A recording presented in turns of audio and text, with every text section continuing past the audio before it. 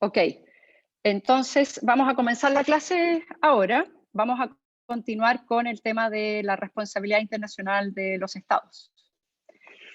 Espero que no se corte, que no sea muy interrumpida la clase de hoy, así que tengan paciencia, ya es que no estoy en mi casa, entonces me tenía que conectar con el teléfono y no me está resultando. Ok, vamos a ver de nuevo, vamos a continuar con el tema de responsabilidad, y ahora lo que nos corresponde ver es cuáles son las consecuencias que se siguen de que un Estado incurra en responsabilidad. Ya sabemos cuáles son los dos requisitos: la violación de una obligación internacional y que ese hecho sea imputable al Estado. Entonces, ¿qué consecuencias se siguen? Bueno, la consecuencia es bien, podríamos decir, obvia. La consecuencia que se sigue de una violación del derecho internacional es que nace para el Estado una nueva obligación. La consecuencia es la obligación de reparar. ¿Ok? Es bastante obvio. Si ustedes piensan en las cosas que nos suceden a nosotros en la vida doméstica común y corriente, si uno viola una obligación de debido cuidado, por ejemplo, lo normal es que uno deba reparar. ¿Qué significa reparar? Y aquí yo les voy a pedir que miren los artículos sobre responsabilidad, que se supone que los tienen allí subidos que los tienen con ustedes, ¿verdad?, en el computador. Entonces, vamos a mirar, denme un minutito, vamos a mirar los artículos. Dame un segundo, voy a buscar los artículos porque no puedo abrirlos aquí en el computador.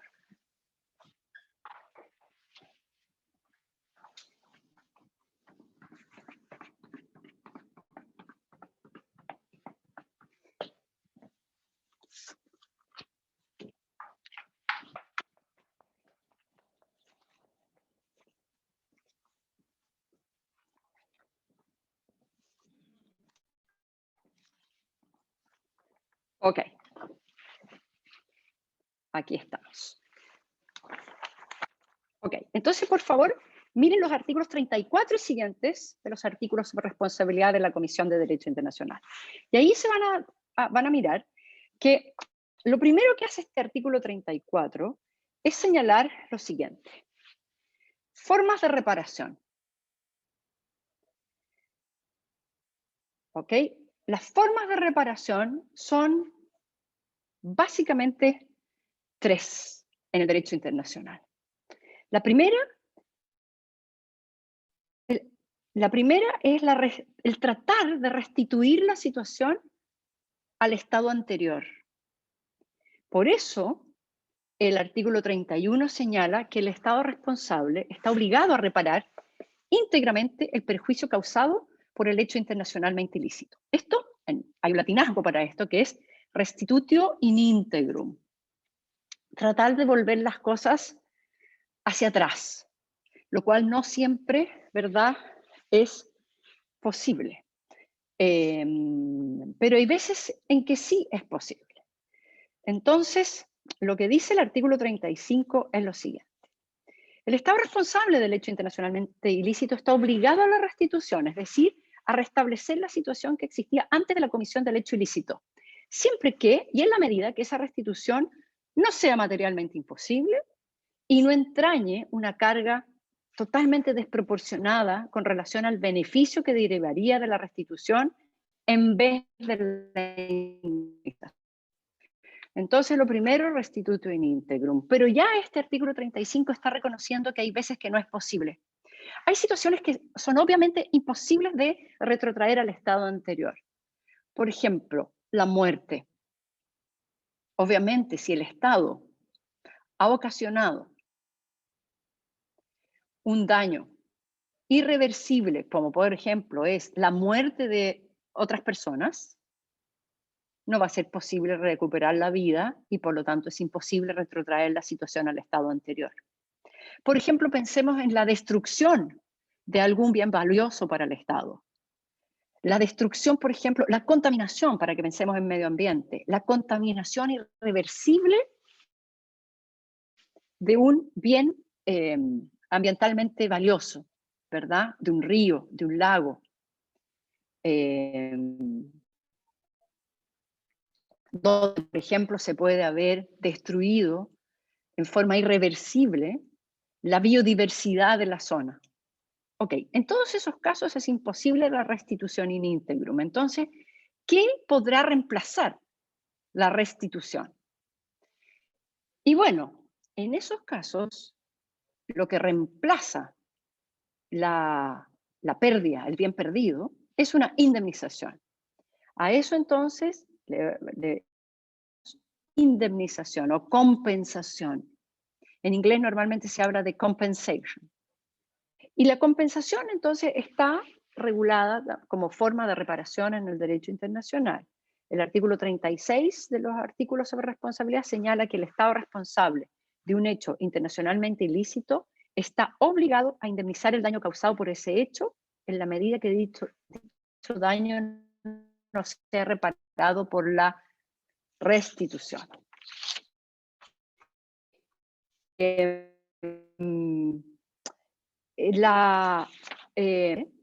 que una suma de dinero reemplace el valor del bien afectado. Y eso incluye no solo el daño material efectivamente causado, sino que también el daño moral. Entonces, el daño moral tiene cabida dentro del derecho internacional. Así es que, por ejemplo, cuando nos encontramos con daños como puede ser la muerte de una persona, o cuando nos encontramos con daños como la tortura, que también, ¿verdad?, hay un bien dañado, como es la integridad personal, no solo se indemnizarán los problemas de salud, los gastos de salud específicos de la persona que ha sufrido este daño, sino que también el daño moral. Así que esas dos cosas están cubiertas por los artículos sobre reparación. En derecho internacional se ha discutido si podría hacer cabida también a una figura que no es típica del derecho continental y que de hecho no existe en nuestro derecho, que son los llamados daños punitivos. En Estados Unidos existen los daños punitivos en materia de responsabilidad extracontractual. Allí, entonces, se paga una compensación y esa compensación no solo reemplaza el valor del bien dañado, sirve como se llama un daño punitivo. De hecho, en Estados Unidos, los daños punitivos muchas veces suelen ser muchísimo más grandes en términos financieros, monetarios, que la compensación que reemplaza el valor del bien dañado. ¿Ya? Por ejemplo, la muerte de una persona, nosotros podemos calcular cuánto la persona ganaba en el ejercicio de su profesión, tomaremos en cuenta su edad al momento de la muerte y cuánta expectativa de vida le quedaba hasta la edad de jubilación y podemos calcular entonces cuánto habría sido lo que esa persona hubiera ganado de estar viva y seguir trabajando, más el daño moral por el sufrimiento de su familia por su muerte. Y a eso le suman en Estados Unidos a veces los daños punitivos, que vendría a ser una suma de dinero que funciona como sanción para el responsable para que no vuelva a repetir el hecho dañoso. Eso no existe en nuestro derecho. La pregunta es, ¿existe en derecho internacional? Hay un caso en que el tribunal se pronunció sobre esto de los daños punitivos y fíjense ustedes que es un caso que tiene que ver con Chile. Me refiero al caso Letelier. Todos ustedes conocen el caso Letelier, ¿verdad? Orlando Letelier, ex ministro de Relaciones Exteriores de Chile durante el gobierno del presidente Allende, él fue asesinado en Washington. Y producto de ese hecho ilícito, en Estados Unidos se siguió un juicio de responsabilidad civil contra el Estado de Chile, de hecho.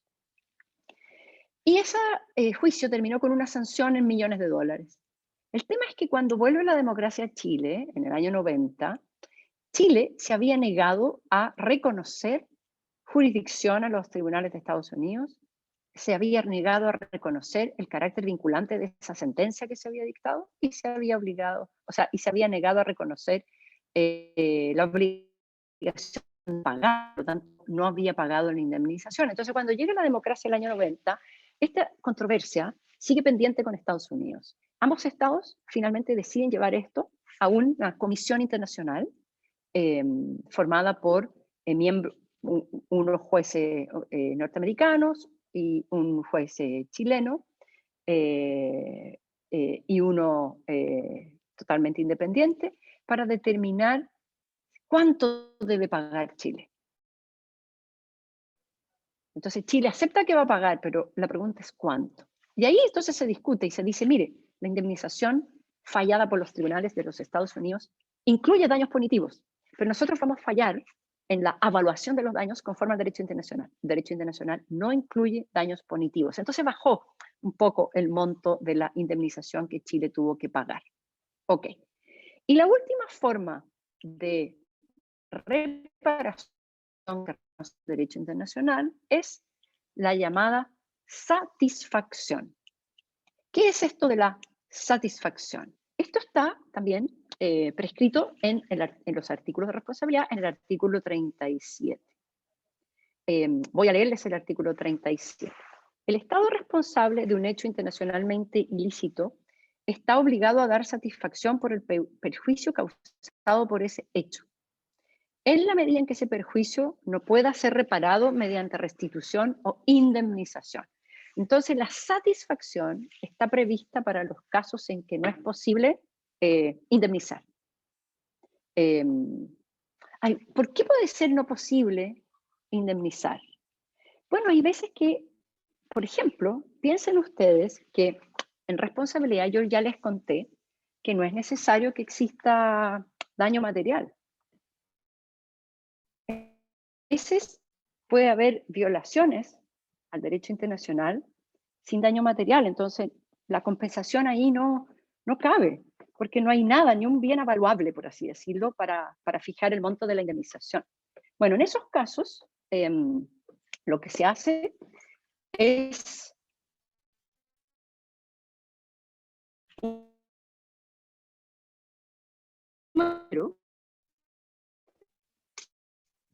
que pueda reemplazar, es decir, pero que pueda servir de reconocimiento, por así decirlo, simbólico de la violación del derecho internacional y también un poquito servir como sanción por el incumplimiento del derecho internacional. Entonces, por ejemplo, a veces en derechos humanos se han buscado formas de satisfacción. Hay un caso en materia de derechos humanos, un caso contra Surinam. En ese caso, se había faltado a los derechos humanos de una comunidad indígena, de no respetarles, podríamos decir, su autodeterminación y su derecho a mantener su cultura, su forma de vida. Bueno, en ese caso, se podría haber tratado de indemnizar el daño moral, ¿verdad? Pero en vez de eso, el tribunal, en este caso la Corte Interamericana de Derechos Humanos, dentro de las formas de reparación, contempló una que es propiamente una forma de satisfacción y le ordenó a Surinam hacer una inversión para establecer una escuela donde a los niños de esta comunidad indígena en Surinam se les iba a enseñar su cultura y básicamente su lenguaje. Eso, por ejemplo, es más allá que una simple compensación monetaria por el daño causado. Como ustedes ven, es una forma simbólica y eso entonces nosotros lo pondríamos como una forma de satisfacción.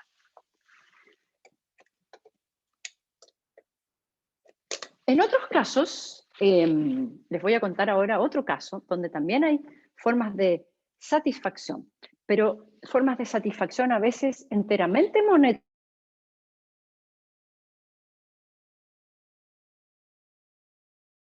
Hay razón. El reino de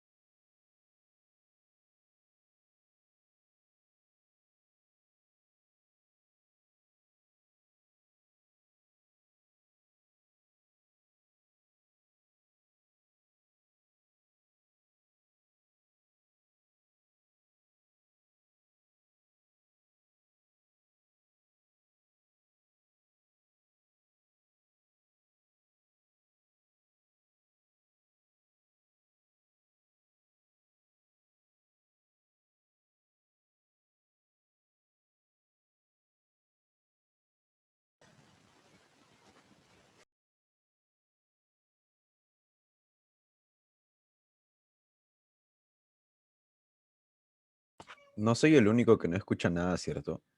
Se cortó como hace 3 minutos. Sí, la profe se cayó. Sí, sí, solo quería confirmar que se había caído y que no era yo también. Gracias.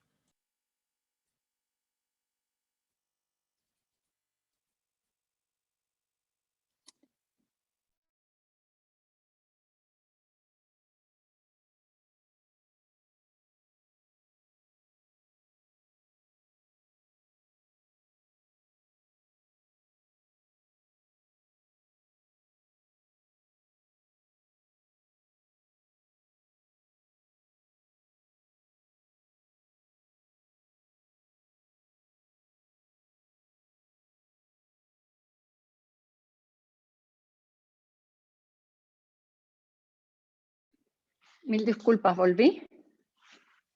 Oh, Sí. Ahora oye, lo volvió. siento mucho que la clase hoy día va a ser así tan complicada, ¿ya? Así que mil disculpas, sorry. Ok, entonces estábamos hablando de el Rainbow Warrior. El Rainbow Warrior es un caso donde hay un daño material porque Francia, eh, a través de su policía secreta, no sé si esto se los he contado antes, puso una bomba en el buque cuando este barco estaba en el puerto de Auckland. La idea era destruir el buque, o inhabilitarlo por lo menos, para que no molestara a Francia con sus ensayos nucleares, que realizaban en el atolón de Moruroa. Entonces estaba en el buque en Nueva Zelanda y desde allí lo que hacían los Greenpeace, porque el buque pertenecía a Greenpeace, era entrar en la zona de seguridad del área donde se realizaban estos ensayos nucleares, de tal manera entonces que Francia se viera impedida de poder hacer los ensayos porque obviamente habría ocasionado daños al buque, evidentemente daños al buque. Así es que esto fue una operación secreta para destruir el buque.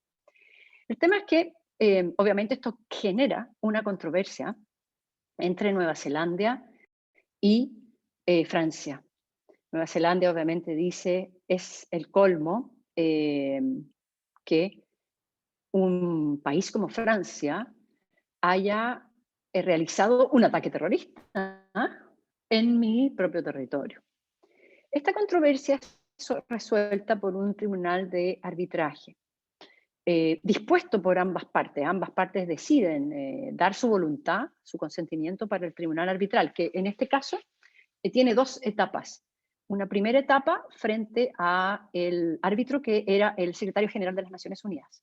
Y una segunda etapa frente a un tribunal arbitral, ya que Francia no cumplió con todos las condiciones que le puso el secretario general de Naciones Unidas como solución de controversias. Entonces, dentro de las cuestiones falladas, en el caso Rainbow Warrior 1, estuvo precisamente pagar una suma de dinero, pero no como compensación. Y aquí viene lo interesante. La compensación corresponde a una suma de dinero que intenta reemplazar el valor del bien dañado. Por eso que se valoriza el daño emergente, el lucro cesante, lo que se ha dejado de ganar, y el daño moral. Pero todo valorizado, y que esa suma de dinero entonces pretende reemplazar lo dañado. La pregunta es si como forma de satisfacción ahora, es decir, sin querer reemplazar lo dañado, ¿podría una suma de dinero también funcionar simbólicamente como forma de reparación?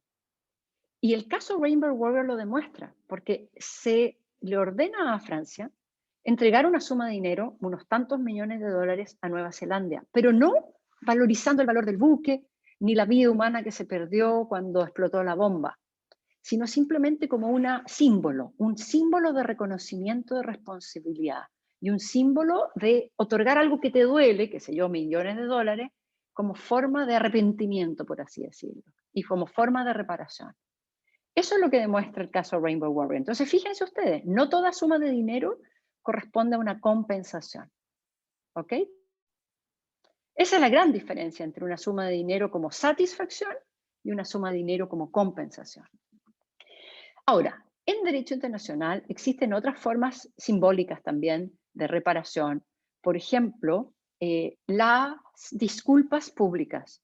Ustedes lo encontrarán que es algo menor, pero en la diplomacia, que un Estado reconozca a otro que ha violado los derechos de este otro, es, diplomáticamente hablando, muy simbólico y un hecho lleno de connotación política. Por eso que es importante. Entonces, disculpas públicas es una forma también de satisfacción en derecho internacional. Y otra forma, también muy usada en derecho internacional, tiene que ver con las llamadas sentencias declarativas. Sentencias declarativas de responsabilidad. Ustedes van a encontrar en muchos casos ante la Corte Internacional de Justicia que a veces el tribunal declara que se ha violado el derecho internacional, pero no dispone ninguna forma de reparación monetaria, sino que terminan esas sentencias diciendo, esta sola sentencia que establece la responsabilidad del Estado infractor es ella misma una forma de satisfacción o una forma de reparación. ¿Ok? Entonces, esas son las sentencias declarativas. De nuevo, ¿por qué? Porque que un tribunal, un órgano declare y establezca la responsabilidad de un Estado en sí mismo es políticamente y diplomáticamente muy relevante. Por eso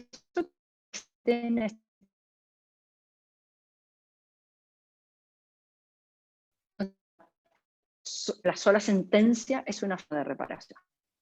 ¿Ok? Bien. ¿Alguna pregunta sobre este tema? ¿Podría repetir, por favor, lo último que dijo, que se quedó un poco pegada? Maldición, al final, esta internet. Un poco al final. Lo último que dije, claro, es que las sentencias declarativas de responsabilidad, que es una forma de satisfacción y que son bien usadas en derecho internacional, tienen una gran utilidad. ¿Y por qué? Porque ustedes podrían decir que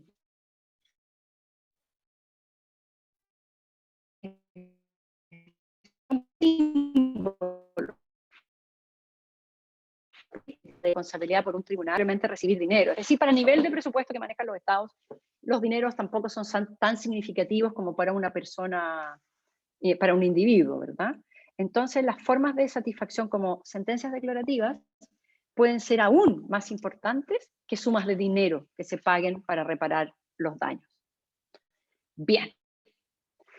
Entonces, eso es la forma de, la primera consecuencia que se sigue de la violación del derecho internacional, la obligación de reparar. Pero hay dos obligaciones adicionales de las que nos hablan los artículos sobre responsabilidad. Pero son menos conocidas y de hecho menos practicables a veces que la reparación. Y estas dos son las siguientes. Uno, la obligación de cesar en el incumplimiento de la obligación. Que es como obvia, ¿no? Deje de incumplir el derecho internacional. Y la segunda, y esta es aún más difícil de poder entender cómo funciona, es el que los estados deben a veces, deben dar garantías de no repetición de la violación del derecho internacional. ¿Cómo se hace eso? Es muy difícil, no hay cheques garantía en derecho internacional, así que normalmente eso se traduce en un compromiso del Estado de señalar: no volveré a repetir la violación del derecho internacional. La obligación de cesar, hay veces en que, si es que hay un tribunal que decida la cuestión, es el propio tribunal el que señala al Estado infractor: oiga, deje de violar, cese en el incumplimiento. ¿Ok? Bien. Con eso entonces terminamos el tema de la reparación, de la obligación de reparación, que es la consecuencia que se sigue de la violación del derecho internacional. Ahora, vamos a ver ahora cómo se podrían defender los estados. Si es que un estado, ¿verdad?, es imputado de haber violado el derecho internacional y por lo tanto se le señala que tiene la obligación de reparar, de cesar en la violación y de dar seguridad de no repetición, ¿cómo podría un Estado defenderse? ¿Ya? Bien, este tema de las defensas se conoce como, o está por lo menos regulado en los artículos sobre responsabilidad, está regulado como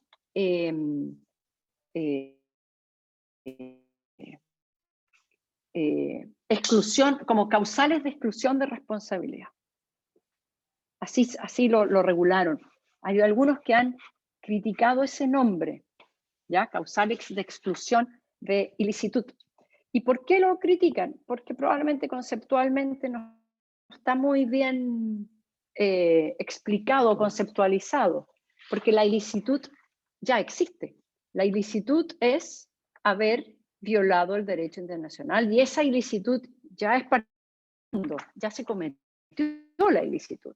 Entonces, más que una defensa para señalar que no hay ilicitud, más que eso, las formas de defensa simplemente señalan que, habiendo ilícito, el Estado no está obligado a reparar. ¿Ya? Es decir, el Estado tiene alguna justificación de su ilícito que lo hace inocente de alguna manera en cuanto no va a tener la responsabilidad de reparar. ¿Qué situaciones contempla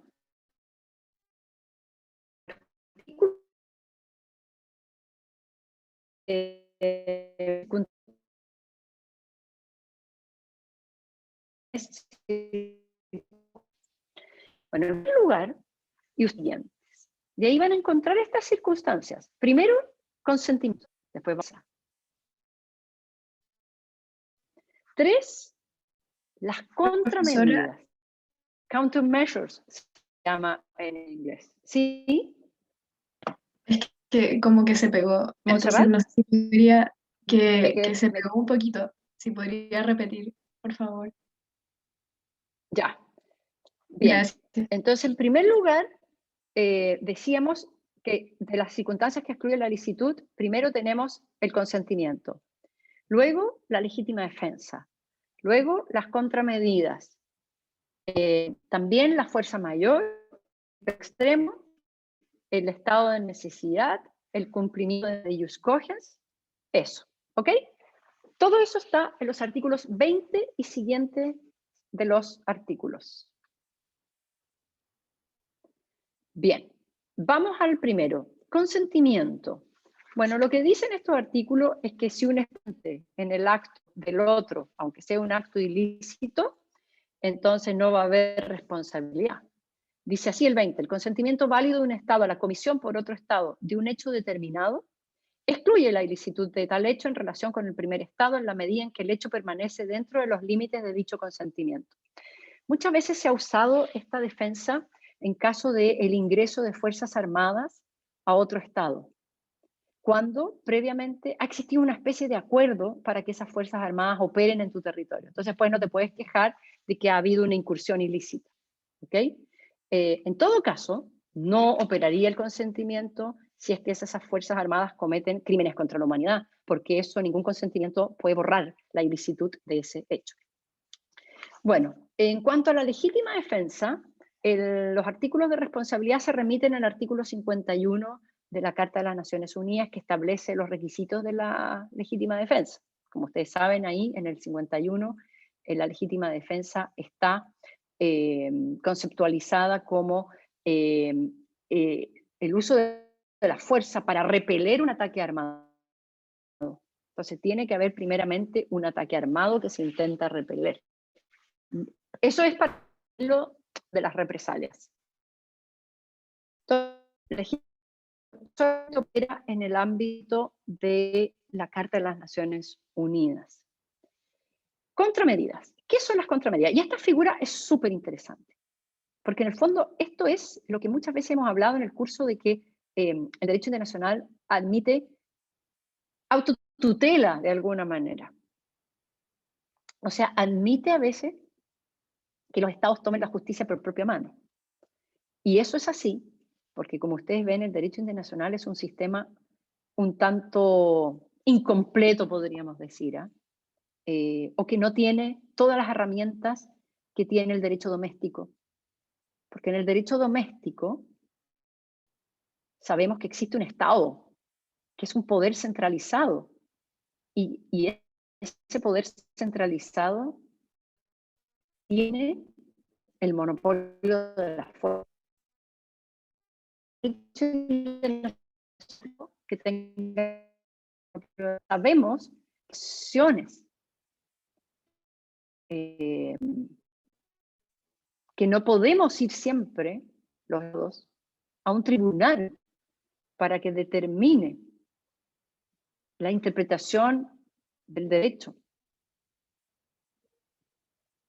¿verdad? Entonces, el sistema permite formas de autotutela. Y una de esas formas son las contramedidas.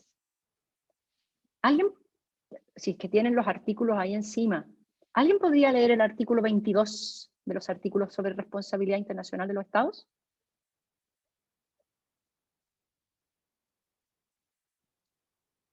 Yo acá lo tengo. Bien, gracias. Lee el artículo 22, por favor. Ya.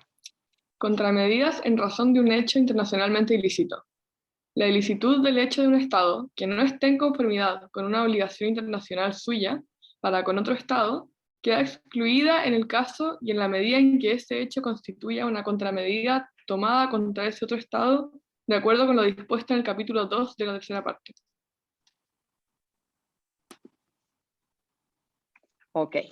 Y entonces, para que vean ustedes que son importantes las contramedidas, resulta que tenemos todo un capítulo de estos artículos que trata de regular esto de las contramedidas, ¿ya?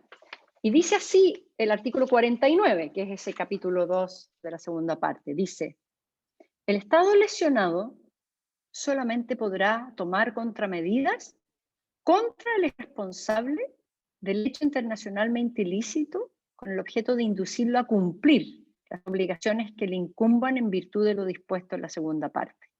Las contramedidas se limitarán al incumplimiento temporario, o sea, temporal, de obligaciones internacionales que el Estado que toma tales medidas tiene con el Estado responsable. En lo posible, las contramedidas serán tomadas en forma que permitan la reanudación del cumplimiento de dichas obligaciones. Entonces, en la contramedida, primero que tenemos es un Estado que violó el derecho. O sea, hay un primer violador del derecho internacional, un primer Estado que incumple. Entonces, la víctima de ese incumplimiento, que es la contraparte, el otro Estado, como muchas veces no va a poder demandar al Estado que incumplió, porque acuérdense que la jurisdicción en derecho internacional es voluntaria, entonces el Estado víctima tiene la posibilidad de tomar una contramedida. ¿En qué consiste? En la víctima, a su vez, viola, incumple, o deja de cumplir, si ustedes quieren, una obligación que tenía respecto del Estado que primeramente violó la norma. Por eso esto es una autotutela. En inglés se llama measures, y hay todos measures porque las contramedidas son una forma muy usada y de hecho son también súper controvertidas las contramedidas, porque los estados más fuertes, económicamente hablando, muchas veces toman contramedidas para forzar a los más chicos a cumplir, por ejemplo, con obligaciones de derechos humanos. Entonces, supongamos que un país viola derechos humanos de su población. Es una violación del derecho internacional, ¿verdad? Muchas veces los estados más poderosos y aquellos que señalan que quieren promover la democracia en el mundo, dicen, perfecto, como yo no puedo llevar a este estado a un tribunal internacional, voy a tomar una contramedida y esas son las llamadas sanciones económicas. Entonces, las sanciones económicas muchas veces se tratan de hacer calzar dentro de este esquema de countermeasures o de contramedidas. Y se trata entonces de defender su licitud, su legalidad, como parte del régimen de responsabilidad internacional. Entonces, por eso es un capítulo que tiene tanta literatura, el de las contramedidas. Ahora, las contramedidas, ustedes ven, son esencialmente temporales, provisionales. Solamente pueden durar un tiempo porque solamente tienen una forma de presión para que el otro Estado, el violador del derecho, cumpla sus obligaciones. ¿Ok? El problema es, y aquí viene todo lo de que se discute en estas materias, el problema es que a veces estas contramedidas se extienden en el tiempo muchísimo. Gabriel, tienes una pregunta. No era lo mismo que ella acaba de decir, por ejemplo, el caso de Estados Unidos con Cuba, que lleva 60 años de bloqueo y que debió ser temporal por lo que está diciendo ahora. Exactamente. Entonces, primero, no puede ser 20 años una contramedida porque resulta que tú opinas que ese Estado viola los derechos humanos. Y lo otro que haya contramedidas es que, si bien está diseñada como una forma de sanción, ven, hacia el Estado, finalmente, quienes sufren el peso de una contramedida, no solo el Estado o sus autoridades,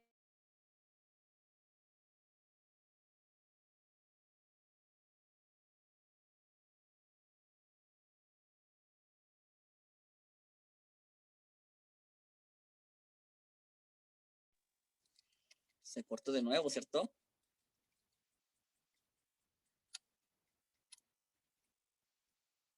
A mí sí. Ah, ¿me escuchan ahora? Sí, ahora sí la escuchamos. Ahí sí. Sí, ahí sí. Ya, he vuelto. Por suerte quedan 10 minutos de clase nomás, ¿ya? Mañana yo creo que me voy a ir al techo a ver si ahí tengo mejor señal, ¿ya? Ojalá que no llueva. Bueno, ¿cuál es el otro problema que tienen las contramedidas? Y esto lo súper bien y otros. Y es que los que sufren las contramedidas no es tanto las autoridades del Estado al que se quiere sancionar, ¿ven ustedes? Sino que finalmente es la población de ese Estado. Entonces, por ejemplo, ¿qué tipo de medidas se ponen a veces? Se establecen bloqueos económicos. Por eso el caso Cuba lo refleja también. Bloqueos económicos. ¿Quién sufre las consecuencias de un bloqueo económico finalmente? La población civil. Entonces, muchos dicen y muchos cuestionan y dicen, bueno, ¿hasta qué punto se puede aceptar este tipo de contramedidas que al final afectan la calidad de vida, las posibilidades de desarrollo de todo un pueblo? No puede ser que bajo la intención de castigar un Estado se castigue a su gente. Entonces, también son moralmente muy cuestionables, ven ustedes, las contramedidas. Y bueno, y eso justifica también la enorme literatura que hay sobre estos temas. Bien, en el capítulo de contramedidas vamos a ver que hay un artículo 50 que intenta evitar el impacto de estas contramedidas. Les voy a leer el 50. Dice, las contramedidas no afectarán a la obligación de abstenerse de recurrir al uso de la fuerza. Es decir, no puedes usar contramedidas en el contexto de la fuerza. Así que atacar un Estado nunca va a ser justificable como contramedida. B, y aquí viene el tema que estábamos hablando, no puedes justificar contramedidas en el sentido de que tus contramedidas nunca pueden violar obligaciones relativas a derechos humanos. O sea, uno no podría decir, este Estado está cometiendo genocidio, voy a tomar una contramedida, voy a cometer genocidio contra él. Sería un contrasentido, ¿ya? Tampoco se pueden violar las obligaciones del derecho humanitario. Ese es el derecho que regula la guerra. Y como fuera, no se pueden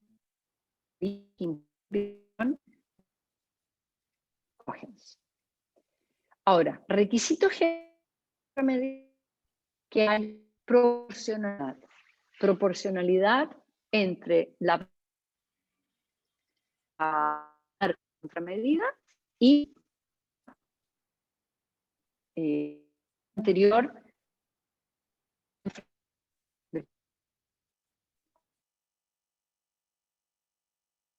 están absolutamente reguladas.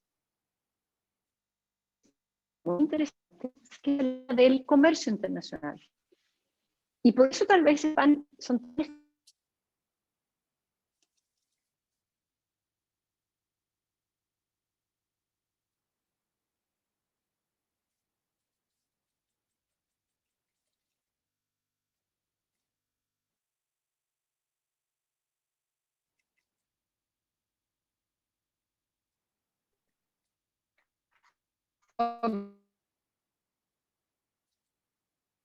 se usan medidas, de hecho, tratados básicamente en la Organización Mundial de Comercio.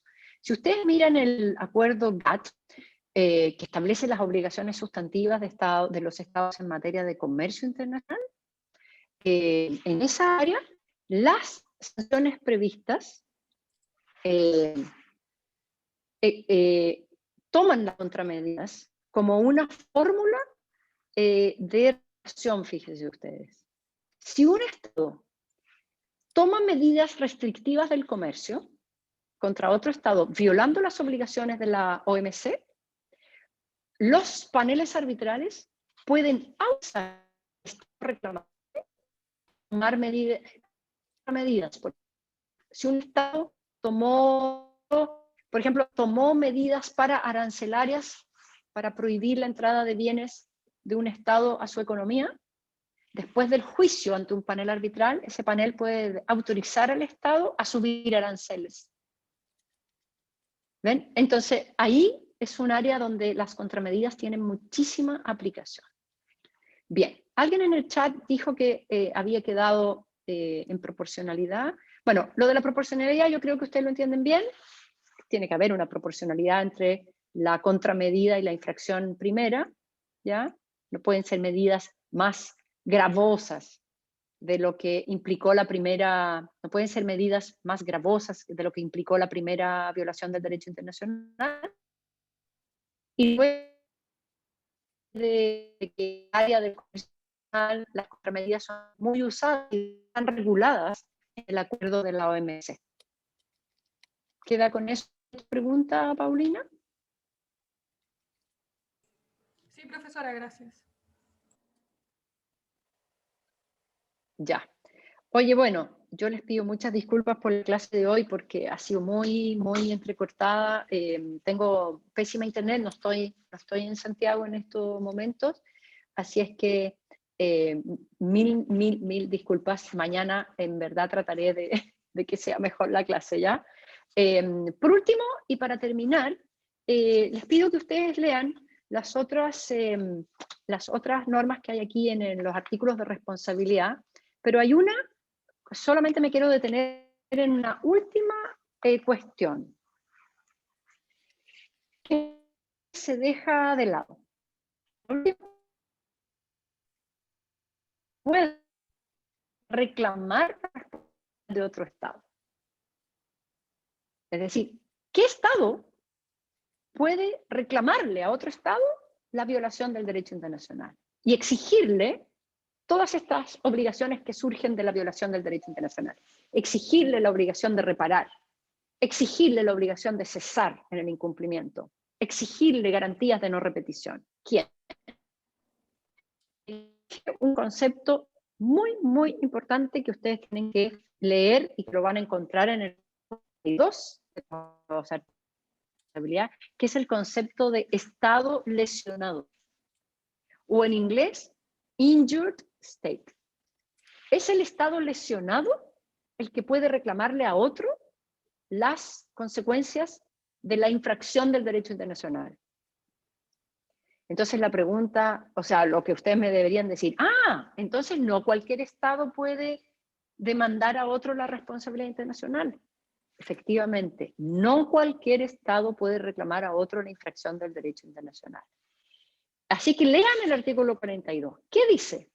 Dice así: un Estado tendrá derecho como Estado lesionado a invocar la responsabilidad de otro Estado si la obligación violada existe con relación a ese Estado individualmente, o sea, es el Estado que tiene un derecho respecto de otro, o existe a un grupo de Estados del que ese Estado forme parte, o con relación a la comunidad internacional en su conjunto.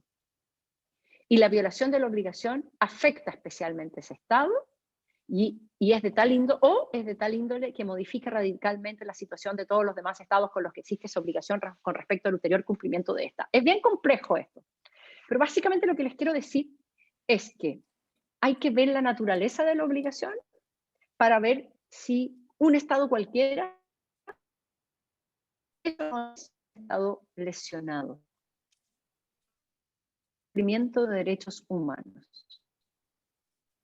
Si un Estado, un caso, viola los derechos humanos de su propia población, la pregunta ¿es Chile un Estado lesionado que le pueda invocar la responsabilidad a Colombia? ¿Qué opinas tú, Gracia, que tienes la mano levantada? Perdón, profesora, que no se le escuchó muy bien, pero de lo que entendí, hay una excepción en cuanto a derechos humanos, y entonces como que la pregunta es si es que uno podría decir que se está dañando como a la comunidad internacional en general. Y como vimos antes, el tema de los tratados de derechos humanos, lo que pasa es que son obligaciones del Estado respecto a su población, no con otros Estados, y como la población claramente no podría demandar al Estado en una corte internacional, entonces sí, en ese caso los otros Estados serían los únicos que podrían demandar al Estado que infringe los derechos humanos en una corte internacional. Por lo tanto, yo creo que sí. Claro, bueno, esto es bien discutible, ¿ya? Pero hay buenos argumentos para decir que Chile puede reclamarle a Colombia por la violación de los derechos humanos de su propia población, de los colombianos. ¿Por qué? Primero, porque nos podríamos concentrar en esa parte que dice es una obligación en relación a la comunidad internacional en su conjunto. Podríamos verlo así. Pero alguien podría decir, no, no es una obligación con la comunidad internacional en su conjunto, es una obligación con los colombianos. ¿Ya?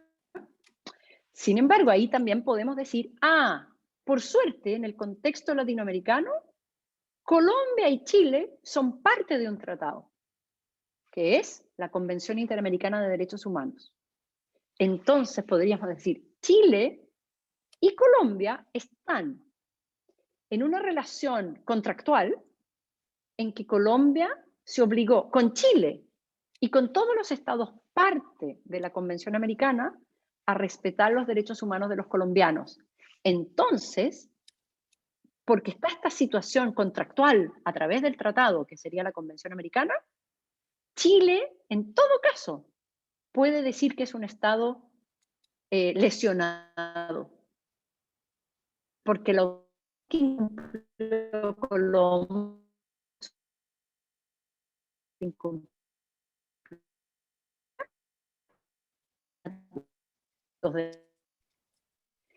bien, este tipo de situaciones muchas veces es invocar que los derechos humanos o algunos son jus cogens. Por ejemplo, si se invocara tortura, si la norma violada fuera tortura, y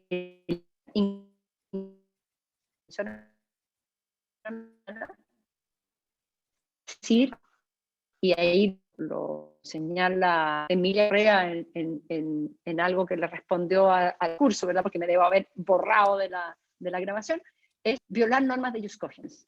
Es una obligación erga omnes, ¿verdad? Que se le debe a toda la comunidad internacional en su conjunto y en que cualquiera puede.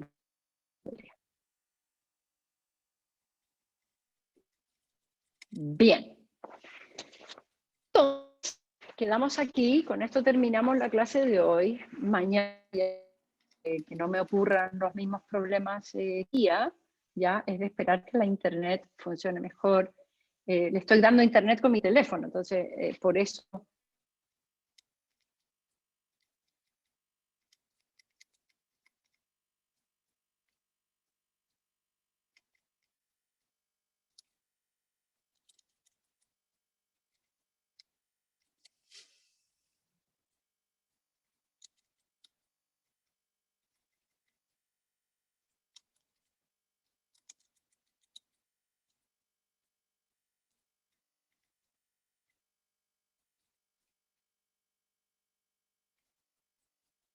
Ya, solamente tengo un minuto para decirles chao y mil disculpas por lo. Gracias por la paciencia.